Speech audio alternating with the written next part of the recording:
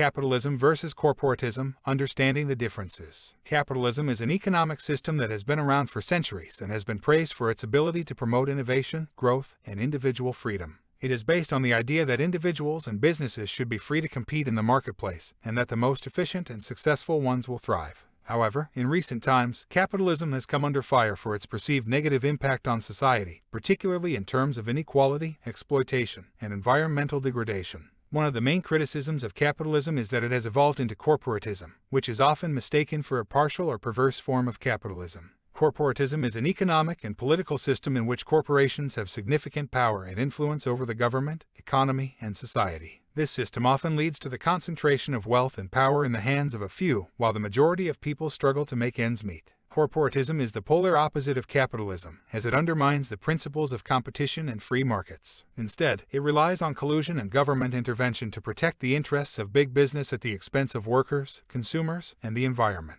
This system has led to a widening wealth gap, as corporations amass profits while workers' wages remain stagnant. In contrast, capitalism, when properly understood, can be a force for good. It promotes competition, which drives innovation and efficiency and leads to higher standards of living. In a capitalist system, entrepreneurs and small businesses can thrive, creating jobs and economic growth. However, this requires a level playing field, where everyone has a fair chance to succeed, regardless of their background or connections. Unfortunately, today's corporatism has created a system where the rules are rigged in favor of the powerful and connected. This has led to a decline in social mobility and the erosion of the middle class. Many people feel that the system is stacked against them and that the government is not working for their interests. To address these issues, it is essential to distinguish between capitalism and corporatism. While the two are often conflated, they are fundamentally different systems, with different outcomes for society. Capitalism can promote growth, innovation, and freedom, but it requires the separation of economics and state to prevent and avoid any kind of central planning.